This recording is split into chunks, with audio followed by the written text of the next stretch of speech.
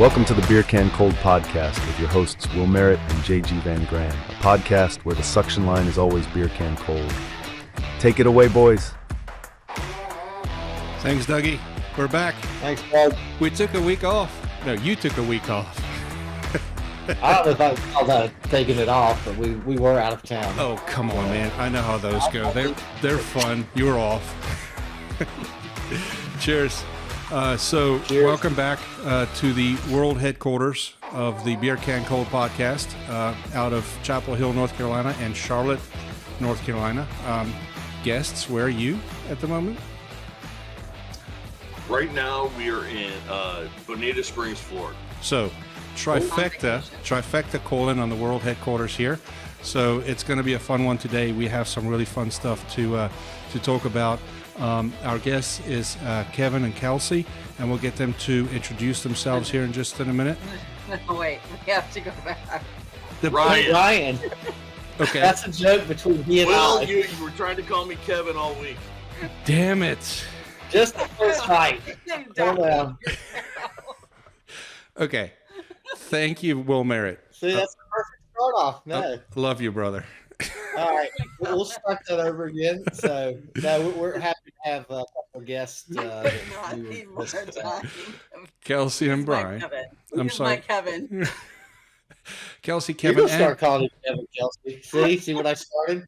Kelcey, Kevin, and Brian. All right. No, we were hanging out with these guys in Florida and Orlando last week. So, Oh my God. got the pleasure of having Kelcey, Ryan Brueggeman with us. Kelcey is is it vice president or president now? I know y'all changed titles. No, vice president. I got to bring the previous president back so I could do what I need to do now. Oh, that's fun. Yeah. So wait. Yeah, you demoted yourself. Yes. Oh, that's sweet. I kind of like that, actually.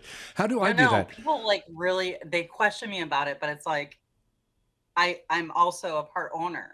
Right. Yeah. So I know what it's going to take to make this company.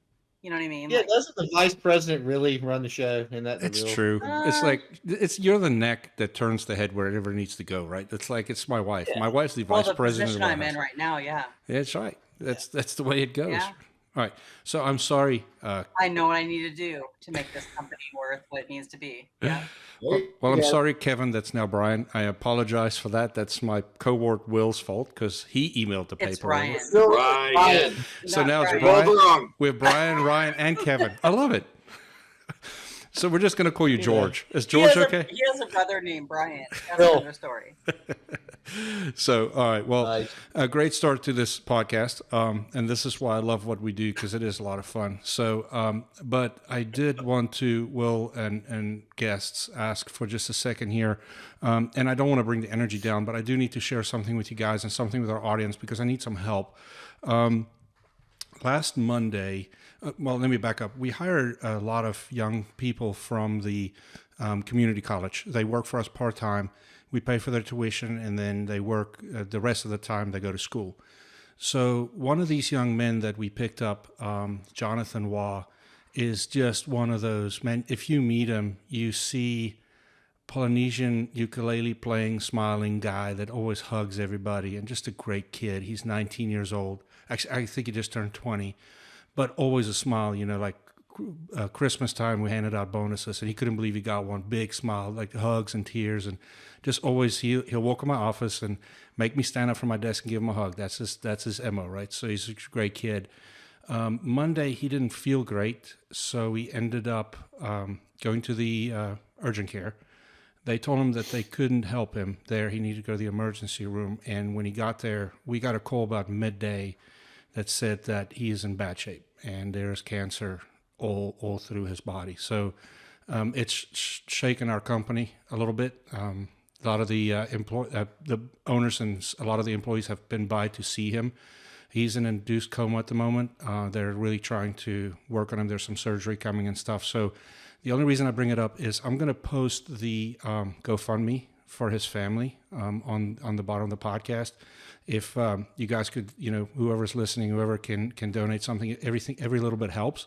So just wanted to get this out there. This is part of why we do this podcast, is to kind of bring some of this stuff to light too. So I didn't mean to bring the energy down, because it was quite nice calling Bob George. It was great. It was a lot of fun, but I just wanted to make sure that we highlight that piece of it. So with that said, Kelcey, why don't you introduce yourself properly, and then we'll get to David later, about, introducing David. him.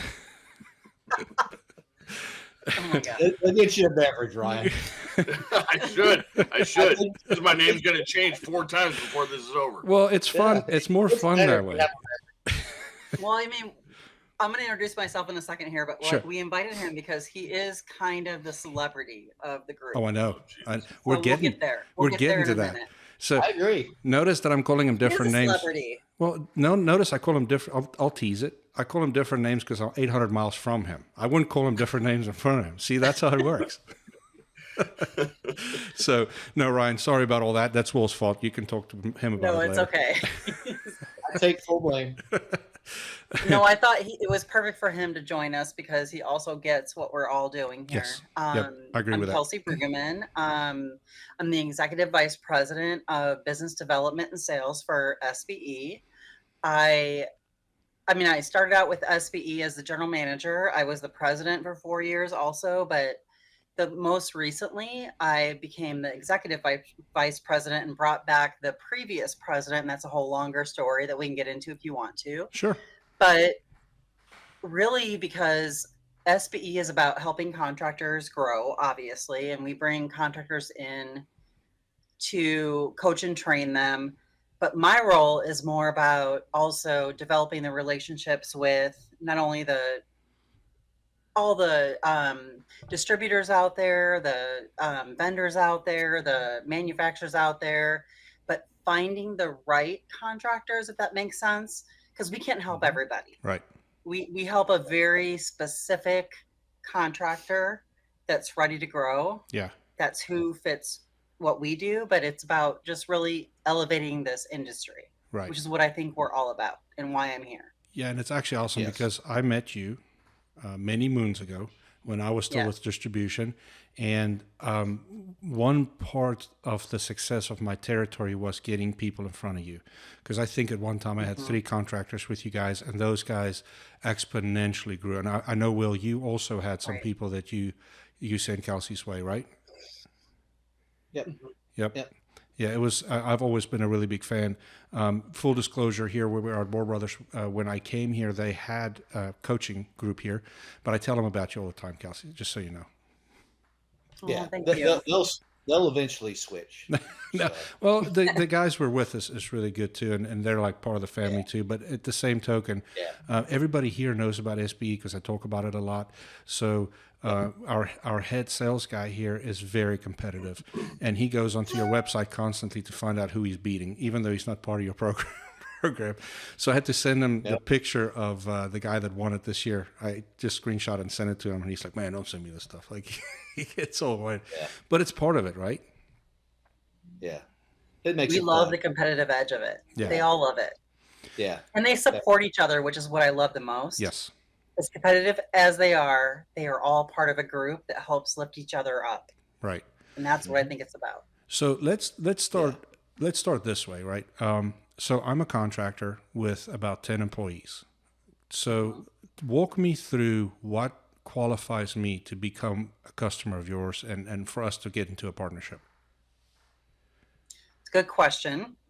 If I'm Derek and our director of sales, who is also my only black belt coach, who has been with SBE long enough and knows enough about every single aspect of a company, he would have a conversation with you, ask you enough questions, and in the end, you have to want it enough, I think. There it But is. more importantly, you have to be an owner that is either out of the field or willing to get out of the field. There it is. Right there. And you have to have that commitment or he will not even sign you up. Right. Hang the other hats up, right? Because we've talked about this too before. It's like, it's what plate is spinning and which one is falling. You can't do that if you want to go down Right. this path. I No, think you that can't work on the business enough, right? That's right. Mm-hmm. Well, it's working in the business versus working on the business. Mhm. It's very hard to do both, and I think that's where we align with you guys so much. Is not that we don't have some clients that the owner, is still in the field, but it tends to be a better fit when the owner's out of the field. They're more readily available for strategy sessions, and meetings versus it's an emergency and I've got to be out on this job, Right. type of thing. So that's kind of how we align as well too. So, and I just want to take a second to plug you guys' conference. We just got back from Orlando, and it's the Service Business Evolution Conference, and it's great. It's our third year we've been there, and it's it's a work hard, play hard group. Ryan would attest to that, and we thoroughly enjoy it. A lot of good relationships, and again, I think I told Kelcey this year one when we were coming back. It was in Scottsdale that year, and we were immediately coming back going to the carrier meeting, and it's a dealer meeting, so it's a different dynamic than kind of a business owner technician celebrating their accomplishments thing. So I said this is great because everybody is really into what they do, and they're excited about growing their business, and that's who we look for, as a marketing company. And come back to go to a dealer meeting, and then you've got a trade booth set up, and they kind of come by and look at you like, oh yeah, so you do marketing, okay? And I'll sign your thing and move on. Versus someone that genuinely wants to engage with you and find out what you do, what you're about. Okay, well, So, hold on. So we had a blast last week. You have a table, because I was there last year. You have a great table, and I want to talk about your marketing. You're not there peddling something that's broken and you can't tell anybody. So I just want to put that out there as a little inside joke, but I'm just saying you had a much better time than I did that last year. So I mean, and the bacon giveaway. We were talking about it with Ryan's grandmother and their whole family this last week about how can you not love that you give away 6 months of bacon? It's awesome. You got her bacon yesterday, by the way. I think I can't even imagine how excited they were. It's awesome. I need to double check that, but I'm pretty sure Tracy 18 got it. pounds Yeah, over 6 months. Is that what it is? Yeah, it's a company, baconfreak.com, and one of my friends had it.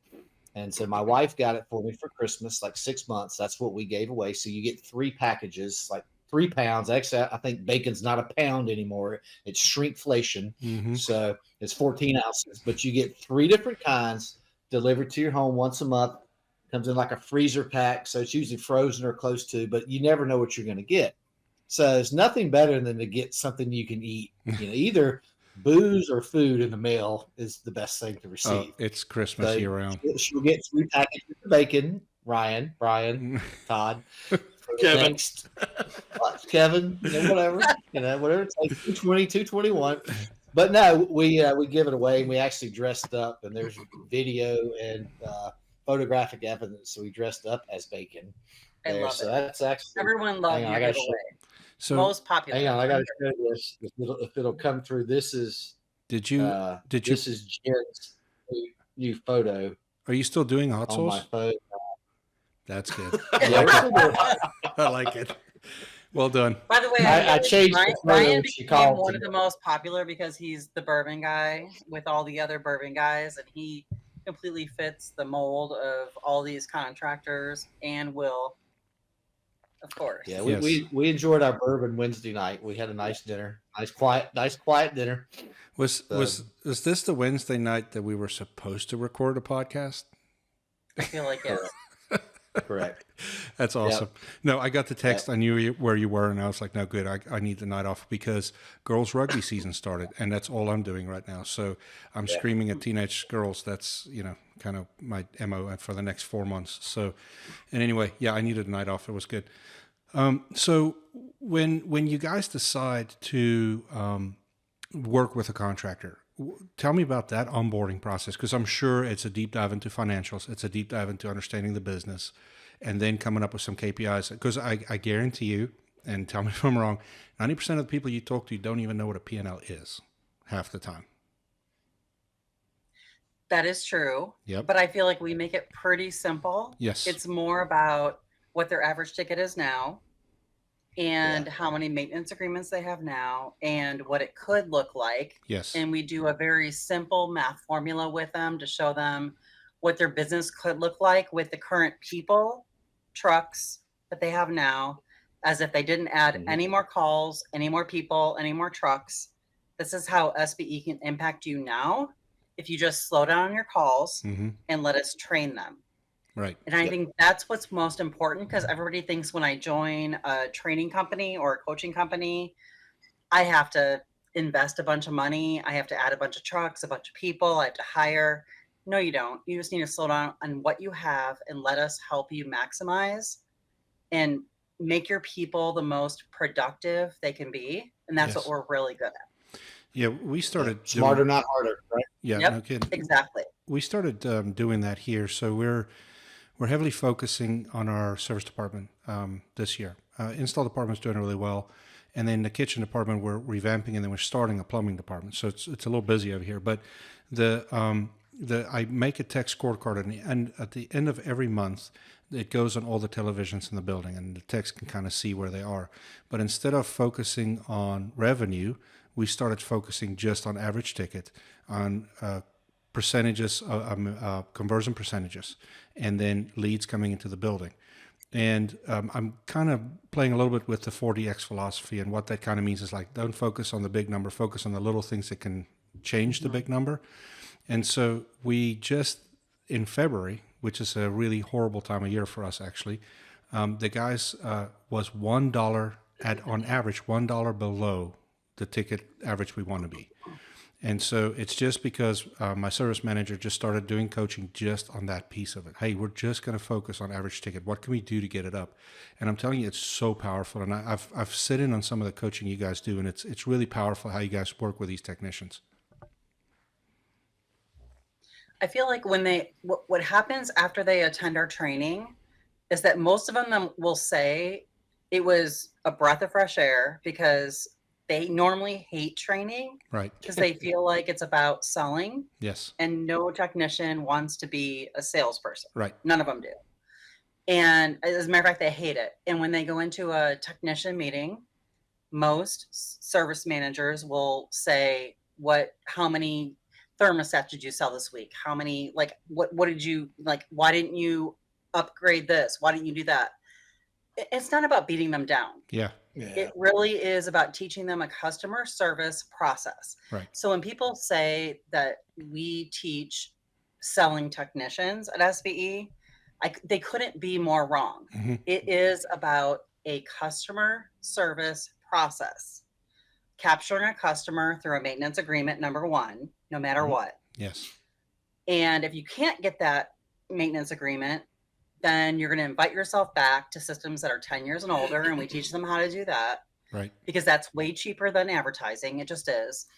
And just capturing as many customers and taking them off the market, so that when they're ready to buy and when their system fails, we are there, you are there, you are going to sell them what they need in their most needed hour, as well as duct cleaning, whatever it is that company sells. We're going to help you figure out how to walk a customer through getting your system to last as long as they want it to last, which they will always say forever. Yeah, that's right. 20 years, whatever the number is.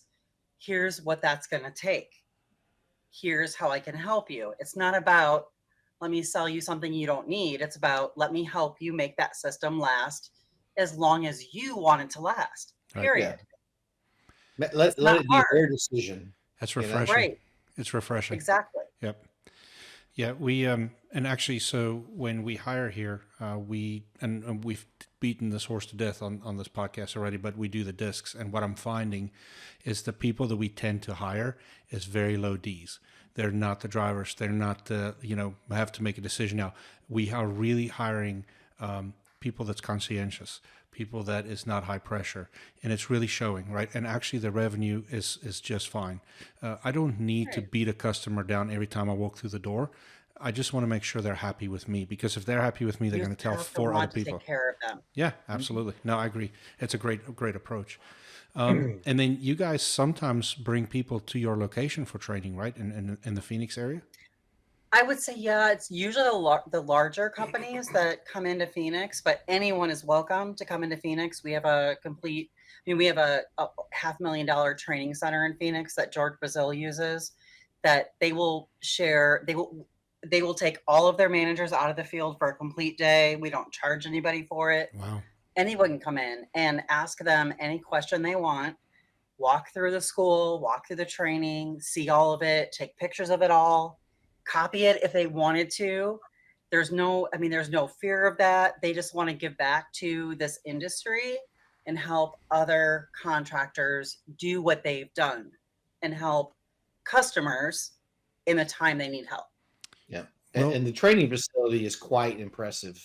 It having is. Last year. I mean, literally, it's like a real home to where the technician can ring the doorbell. Oh, that's cool. There's a kitchen Yep. table. They come in and sit. It's like the real thing. And then A bathroom, working everything. systems are they use package units in the Southwest and the West on the roof. So there's a partial roof with a packaged unit on it, and it was very impressive. So I could see when we did the tour last year, there were technicians in training. And what I understand, and this is where I think our industry has really gone to, is they're bringing people straight green into the industry. And then if they've got the skill set, a lot of communication, soft skills, kind of what you're saying, JG, they're not real intense, high salespeople, but bring them in and can grow them from the ground floor up. And I really they don't have to be a technician. Right. I mean, Yeah. one of their best technicians at George Brazil is somebody who came from a deli counter. Yeah. Who took really good care of a customer. And one of the managers was like, can we please hire you? Can I talk to you? Will you even entertain coming into this industry? And today she's a 6-figure technician taking Yeah. care of customers, doing amazing. We put a high emphasis on just that here. We don't, if I can help not hiring from the industry, I don't normally, because I like to teach them my own bad habits. So, my service manager, not from the industry, we had Al on last week or the week before. And it's just kind of, we're looking for these people with skill sets. I can teach them heating and air. It's not a problem. We have 3 sales guys here. They're all above 3 million. And one of them is from the industry. The other 2 completely brand new. And so even our service technicians, I took just a quick calculation the other day, about 60% of our guys here has never worked for anybody else. And so it's creating this really cool culture where we do things that's completely outside the box. And it's almost like when you get an idea and it's an industry idea, you're like, I don't know. I don't know if it's going to work or not. Yeah. So it's pretty cool. Yeah. But it does sound to me like we have a place to do a road trip podcast if there's a kitchen table. I'm just saying, Oh, 100%. I think that'll be a fun one. Jim is more of a Scotch guy, so you guys might have to do a bourbon/Scotch. Well, I'm He Brandon. told me that. He told me that Friday evening. No, Thursday evening. He's also red wine, so I go between red wine and Scotch. But he's an amazing mentor and an amazing leader. Well, I'm South African. He so was it's telling beer. me he's off sugar. Yeah. Now. He's off sugar. Cut sugar out of his diet, and I'm like, that's impossible. Sugar's in everything, Well, So, almost. I'm South African, so it's beer and brandy. I'm sorry. So I'm going to have to bring my own, I guess. So it's all good. No. So what size company, is a company ever too big? And the reason I ask that question is what I'm finding, because I've been part of BDR a little bit, I've been part of several different people, is that you kind of hit a point. And then that point is you've gone through everything they have. It's been repetitive, right? What I've always liked about you guys is that's not the case, because the coaching and the training is always one-on-one with the tech. So it's tailored to what the tech needs. So do you ever feel like there's a point that a company gets too big for you, or it's that you can't help them anymore?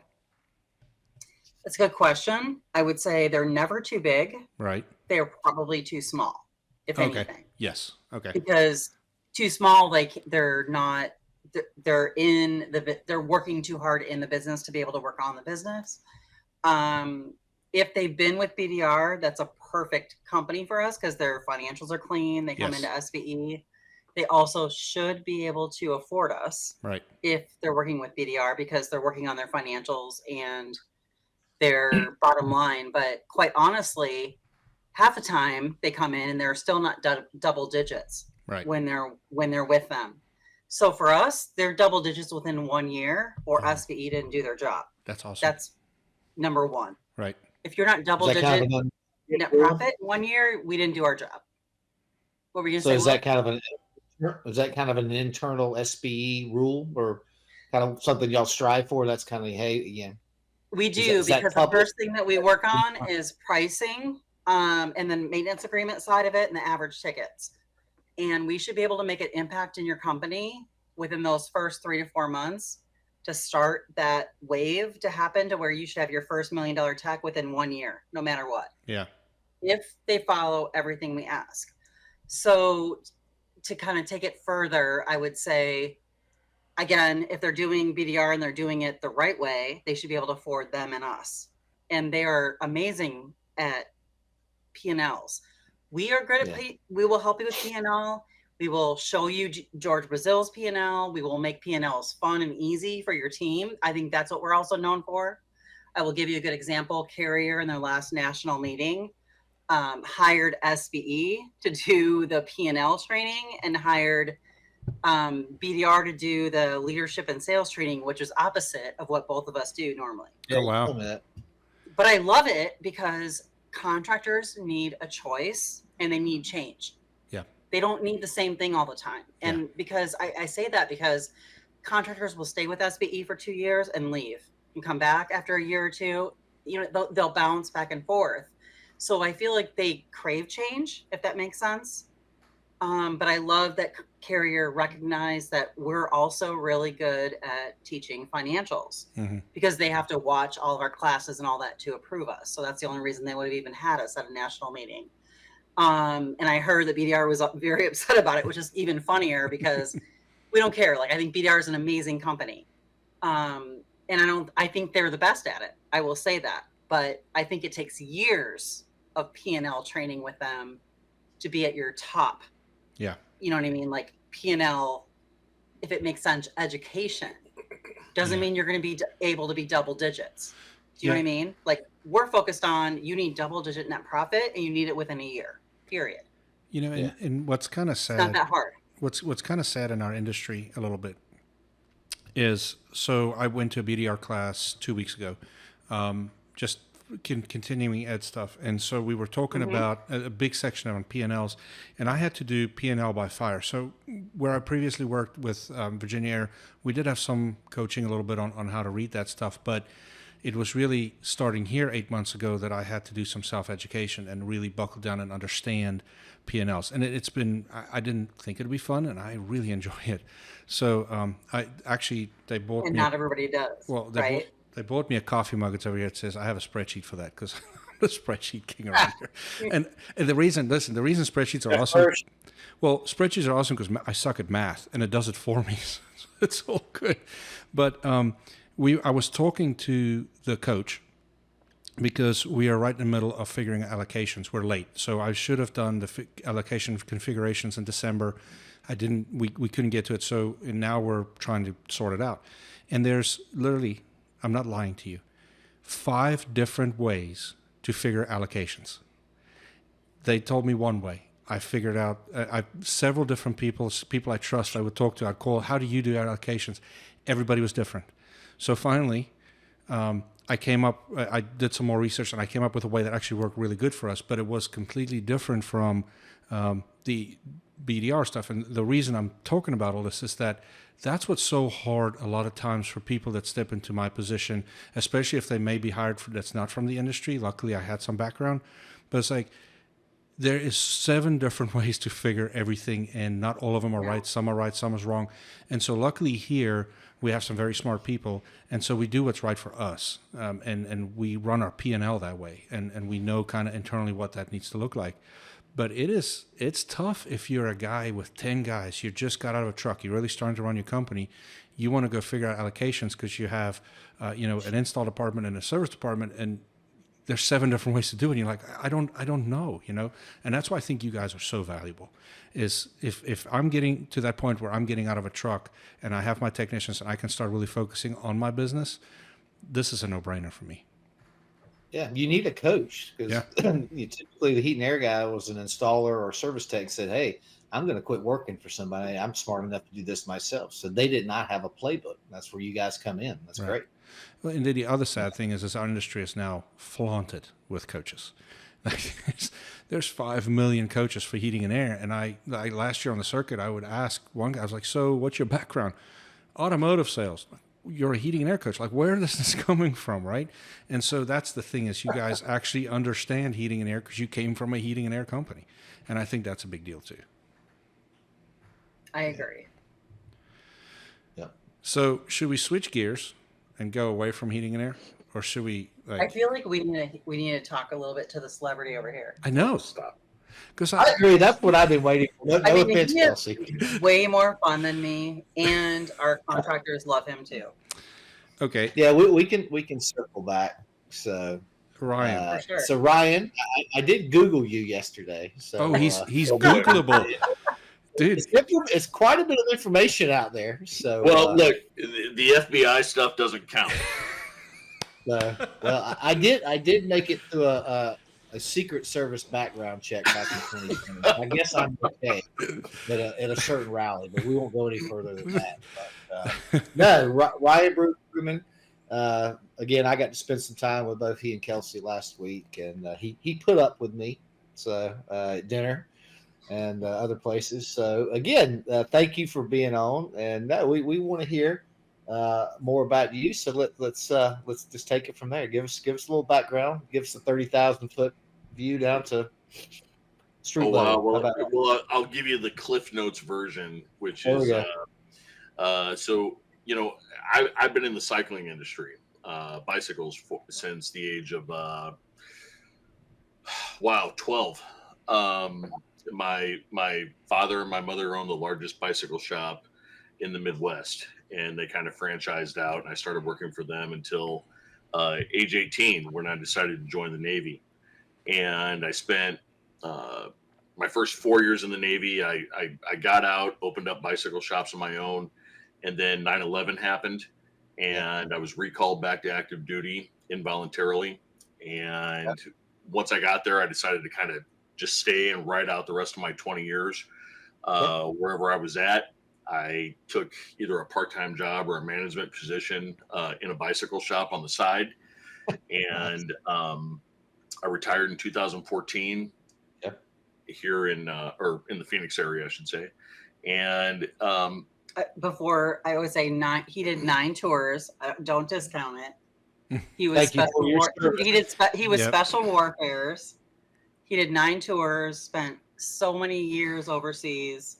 Your body has paid for it, and you have contributed to our country greatly, for sure. Well, thank you for your service. And again, I apologize for punching you at dinner. No, that's one of my things.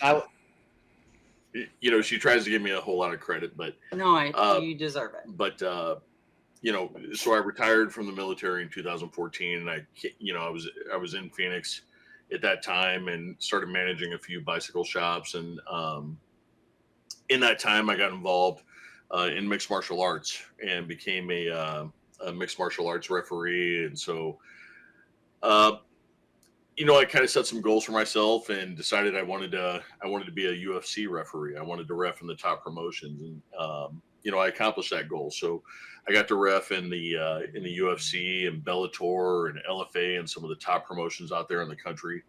And then, in the meantime, I was still in the cycling industry. And so about almost 5 years ago now, I bought a bicycle shop here in Phoenix. And I'm in the process right now of acquiring another. Hopefully that'll be finalized on Friday. So, I kind of have a varied background. I'm also the president of USA Mixed Martial Arts. So different mixed martial arts promotions will hire my company to provide their regulatory affairs. So referees, judges, inspectors, doctors, hiring the ambulance companies if they're needed, and that kind of thing. So we're in several states doing that as well. So kind of a varied background, but I love it. I love the challenge. That's awesome. Thank you for your service too, and this Yeah, kind of thank rings you, true too. with me. You're welcome. My daughter's being heavily recruited by the Naval Academy right now, so I think Awesome. we're on the path for this. She needs her congressional nomination, but I think that she's probably going to end up at prep first. But no, and we have a real heart for service. You know, being South African, my dad fought a war. I unfortunately was never able to join anywhere. It just didn't get into my life. Heating and Air chose me, and I had to go down this road. But thank you. But I have a question, and once I read what Will wrote today, I have this question, and it might not make sense, but it's a real thing I've always wanted to ask somebody that has done some of the stuff that you've done. Why mixed martial arts over boxing? Because I'm an old Leon Spinks heavyweight. Let's get toe to toe. Let's figure this thing. And I'll tell you. So Leon Spinks is a St. Louis boy, which is where I'm from. There you go. So the Spinks brothers, Leon and Corey, Nice. Leon and then the nephew Corey, all from St. Louis, big boxing guys. Yes. So, for me, when I got into the combat sports world, I did it because I was horrified about the status of judging. I thought some fighters were being robbed and the whole thing. But the reason that I progressed into mixed martial arts was because I really felt like that was where I could make a change. Mm-hmm. Boxing at that point, they kind of had their guys, right? They Right. had their judges that were going to be there for every fight. The referees were kind of set, the whole thing. And it was really difficult to break in there. The other thing that I really disliked about boxing is that a lot of the mega fights were done while at least one fighter was out of their prime. Yes, you're right. They would go back and forth Yep. for years, negotiating, and then one guy would duck the other until he was just out of his prime, and then the fight would be made. Yes. And so you would get kind of a skewed result. Whereas in mixed martial arts, the guys would, they want to fight the best. Yeah. When they're the best, and they really want to test themselves. So I kind of gained a new respect for that type of combat athlete who wasn't really ducking the other guy who might actually be better. Yeah, no, and I agree with that assessment. And when I say old school boxing, I'll never forget the story. So I grew up on a farm in South Africa, and we just got satellite TV, and Dad was so excited, and so he, I think, didn't tell Mom, but I think he sold 4 cows to be able to afford a pay-per-view, right? So this is a big deal, man. Like, everybody comes out. We have a sheep on the spit. Like, it's go time, right? And the fight comes on, and it's so exciting. And everybody is in the garage, and everybody start picking their favorites. And that's the fight that Tyson knocked the guy out in 20 seconds? And I remember how incredibly mad my dad was. He's like, I paid all this money, and the fight's over. Which And one? That was Michael Spinks. He knocked him right. out in 91 seconds. That's right. And it was like, Really? it was over. And the reason they were excited to watch a Spinks fight is because Gary Coetzee, the South African boxer, also beat Spinks at some point, right? So they're like, there was this, because, they wanted to see this fight. And so it's like, it was over in 91 seconds. And Dad spent all his money. We got the satellite dish and stuff. I remember those. He was so incredibly mad. Then they just drank a lot of beer. So it was okay. But, it was, I will never forget that fight. But no, and I'm starting to get into MMA now, but it's purely because of Dricus, right? So I'm quite a bit of a fan of Dricus, but I'm not a fan of the fights as much as I know the backstory on him a little bit and how hard he's working to get where he is, because this whole slogan of they don't know what we know type of thing in South Africa is those guys fight without, you can be in the gym, the power goes out. You can walk outside, get mugged. It's not a safe place to be. So yeah. I'm following his story quite closely, and I'm excited for the next fight. I don't know if you have any opinion on him. Well, the same thing is true with all fighters. They all say, this guy's never seen a fighter like me. They've never been up against a fighter like me. Well, right. That's kind of a worn out saying, in my opinion. Lennox Lewis was famous for that back in the day. He's never fought a fighter like me. Well, of course not. You're you. Yeah. But in the end, what really matters is, has the guy really trained hard? And what is the matchup like? Is it a striker versus a grappler? Yeah. Is it a jiu-jitsu guy against maybe a judo guy? And those are really the dynamics that matter during a fight. How are they going to match up that way? Right. Mm-hmm. I don't put a lot of I've just been doing this way too long, and I feel like when somebody starts talking a lot, and then you get that quiet guy who just says, "Okay, keep talking." Right. That's the guy I worry about. Yeah. Yeah. Yeah. And I think, Well, I think too, like I know we're not supposed to talk politics, but what I love about what Ryan's doing is that he got into this because his dream was to see MMA get to the Olympics. oh, that's So pretty I cool. would love to have him tell you a little bit about that journey, because it is political BS. Oh, I'm sure. And people don't know about it. They don't Right. know about it. We can do anything we want. We're on the Beer Can Cold podcast, so Yeah. so feel free. Go ahead. But this is I behind the wanna know. scenes. Like, people don't know how this works, and I feel like his, like, literally this guy's lifelong dream and what he has worked at behind the scenes. And I can't even, like, I don't even want to cry about it, but like, it makes me want to cry. Mhm. What he has done to try to get the sport to the Olympics. It's crazy. So, without getting that dramatic about it, I mean, I want to cry. But yeah. Okay. no, she's been so supportive. But so one of my dreams, as Kelcey said, has been to see mixed martial arts in the Olympic Games, and we have run up against roadblock after roadblock after roadblock, and a lot of it comes from the traditional Olympic sports, so taekwondo and judo and boxing. You know, when one combat sport goes in, another one has to come out. And one of the ones that has been on the chopping block persistently, you know, over the last couple Olympic cycles has been wrestling. And that has really torn at my heart. I was a 24-year wrestling official, high school and NCAA. So, you know, when I see wrestling on the chopping block, you know, it always kind of tugs at me. But Right. That's stupid, right? People will watch wrestling and MMA. As like lay people, that we would say, how stupid is this? Well, you know, one of the problems is that wrestling and judo and taekwondo is an Olympic sport. The scoring is hard to understand.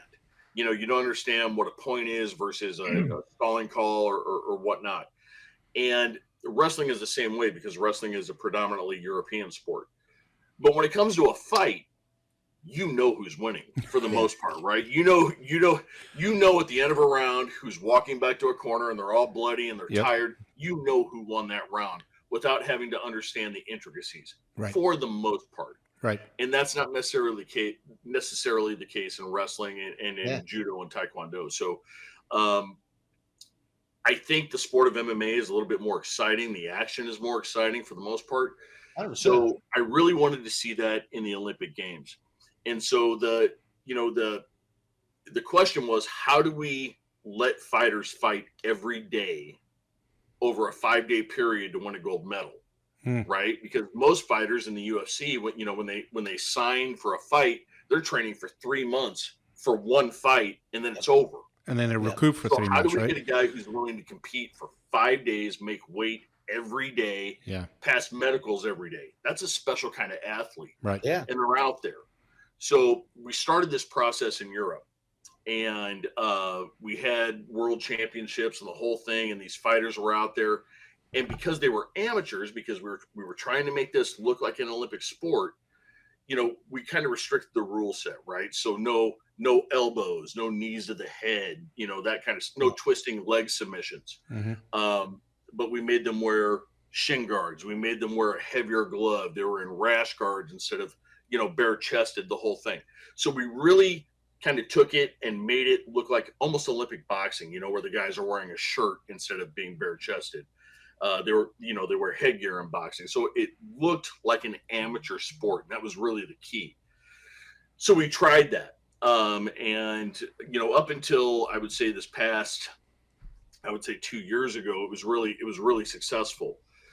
But now you get into the ego of the sports, right? Where coaches want to coach their own fighters. So you can't put together a USA team with one coach.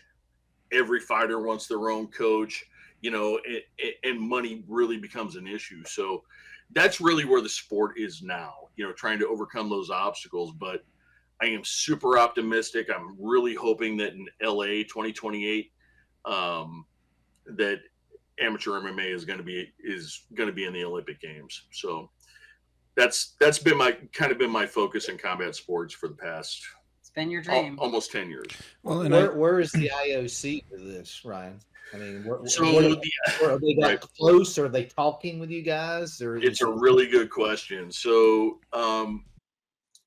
so it's not really the IOC. So before the IOC, you have to get past what's called Sport Accord. And Sport Accord is the gateway to the IOC. Okay. The problem is that Sport Accord, their board of directors, is governed by a member from judo, a member from taekwondo, a member from wrestling, a member from sambo, a member from Muay Thai now.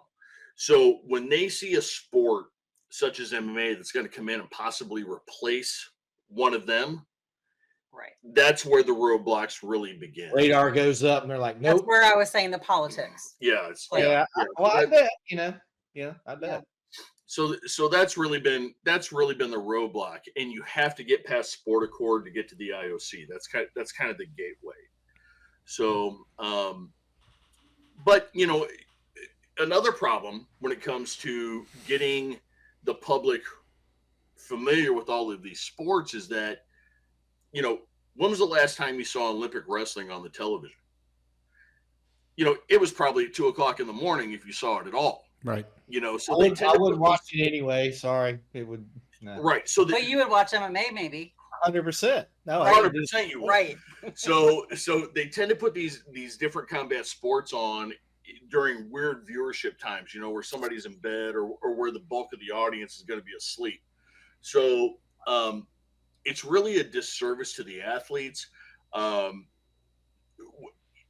That being said, you don't want to see a guy who's been working in judo or taekwondo all of his life, all of a sudden he can't compete in the Olympics because the sport's been gone. Mm-hmm. But the reality of it is that the Olympics has been losing sponsors for years. Anheuser-Busch sponsored them for years and years and years. But since the viewership has gone down, all these sponsors start to pull out. So now you have to start thinking about, do we put sports in there that's going to increase viewership, or do we put sports in there that are more traditional and all the athletes train to? And that's a really fine line to walk.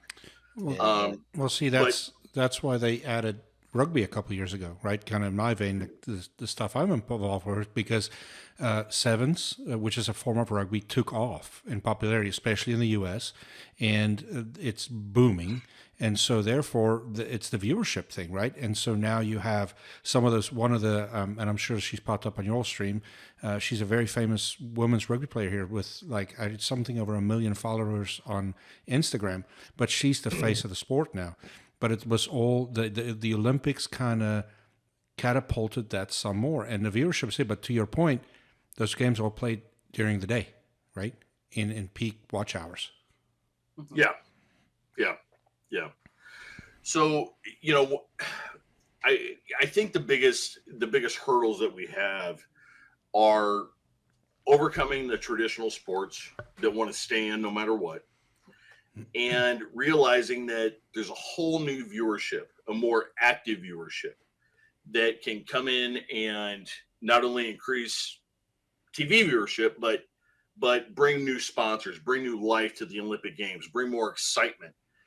We all remember, back in the 70s and 80s, the thrill of the thrill of victory and the agony of defeat. And when you saw that, when the Olympic program, you were fired up. You wanted to see whatever was on. Now you kind of turn in and it's like, this is shuffleboard on ice. Yeah. This is what the hell am I watching? Dressage. And so now you want to see really exciting sports, where there's drama and there's action and guys that really train. And, it's not to water down what these other people are doing in their respective sports, but if it doesn't bring viewership, it's not going to work. That's right. Yeah, we all have to evolve. It's like everything. It's like, if we want to dovetail this back into HVAC, the HVAC industry is evolving, and same as this. I mean, just because this is the way it was 50 years ago, 100 years ago, it changes. We all have to look at that. And we all, you talk about part of what our name is, right? That's why we were named Service Business Evolution. Dave Probst, who founded us, was about attended so much training over the years, and he was like, nothing changes. That's 30 right. years, same stuff, same day, like different day. And he was like, we have to constantly evolve it, and that's why we do what we do. Yeah, I know it's we all have to evolve, so what's the definition of insanity? Doing the same thing over and over again and expecting a different result. Yeah, well, evolution, no matter what industry, right? So the principles of customer service never change. No, that is the one constant. Provide what your customers need, take care of them, but it's all about how you do it. So I deal with this with promoters that come to me to regulate their shows. I deal with it in the cycling industry all the time. Just because you're presenting a product doesn't mean you're trying to oversell your customer. That's right. What it means is you're trying to prevent your customer from overpaying in the future. Yeah. And so if you can present it that way, where you're taking care of the customer and not taking advantage of the customer, that's really where your niche has to be.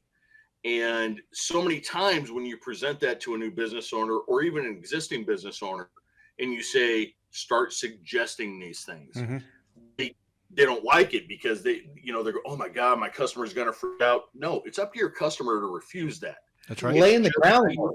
It's just how you present the option to your customer. Hey, look, if you don't want to do this, it's on you, but this is what I'm seeing on your unit.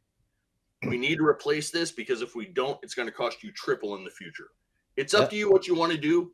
I'll fix it however you want. Hey, it's the same thing with AC units. It's the same thing with bicycles. It's the same no matter what. Yep. It's just being able to have the conversation and take care of a customer. Well, it's the thing. Go ahead. I just got 19 and 17 years out of my systems. They both have been replaced now, but I had my technician, going, hey, Will, you're getting on borrowed time, and I was like, I know, but he always thought, hey, it's getting close. But again, I'm different, but a lot of companies don't do that. They all of a sudden surprise the customer and go, oh, hey, it's time to replace this now. Like, what? And that's when they go get other estimates. Well, but that's the big training, with technicians is quit prejudging your customer, right? So I learned that lesson a very hard way because I was a residential salesman, and I was sitting at a kitchen table, and the only thing I offered this couple was a 14 SEER system at the time because I looked at the house and I was like, there's no way. And they luckily weren't offended, but said, hey, don't you have something higher? And they paid cash for a higher efficiency system because I judged what it looked like, right? And so I learned that lesson, luckily, fairly early on. And so it's easy to have the conversation with these guys to say, you don't know stuffing cash in a mattress, offer everybody the same thing and just offer it. And then let's see where it goes from there, and the same thing to, just do the best presentation and the best install and the best everything you can so that when you leave the house, the customer had an amazing experience. Do the happy call. They'll never leave you. They'll never leave you. And if you do screw up, by the way, that's awesome. Fix it. Say you're sorry and fix it. So I definitely think Grandma? You want to Grandma, did you hear her? I heard dinner was ready. Yeah, so you guys eating dinner tonight. I love her. It was Mama.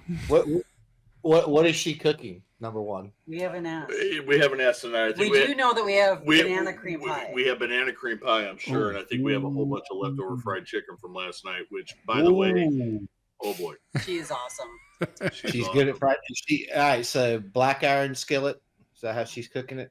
Well, or an electric, a lot of skillets. An electric skillet. I think she had 3 going last night. But no, she's awesome. That's awesome. Nothing better than home cooking. We're having leftovers tonight. My wife made a casserole, which she does great at, and I was supposed to stop by and get something, preferably some fish tonight, but it was running close, and then I said, nope, I'm not going to do it. I'm not going to be rushing, so we're having leftovers, which is fine with me. Thanks for having us tonight. No, thank you so much, guys. We've had a blast, and it's like a lot of industries, they could be totally different, just like this, but they intertwine. It's all the same thing. I always say, like, my wife is a chiropractor by trade. She's a naturopath, but her business and the heating and air conditioning business is very identical. It's very similar. So and it's just kind of funny. Same issues, or I guess the marketing business for heating and air. So no, we've had a blast, guys. We appreciate you taking time out of Meemaw's time here down in Florida. So well, Kelcey, Ryan, thank you so much, and you know, it's been awesome. guys. Actually, I'm glad we're doing a little bit more than heating and air, because honestly, how much more can we talk about? Yeah, this is. We hadn't gotten into our bourbon guest yet, and Ryan, if you'd like to come back to that, we can kind of focus on bourbon. I would. No, not me. You know that. Yeah. I saved pictures, so I've got to look and see if I can find. Hey, it. delete all those. They're not admissible in court. Well, great, guys. No, Thank just you. a picture of the bottle that she showed me. So. No, I would, and I think we would love to get out to you guys right there in Phoenix and do a show from there. I think that'd be really awesome. But thank you again. Just a reminder, everybody, look for that GoFundMe for Jonathan. And so thank you so much. Thank you guys. Awesome. Thanks.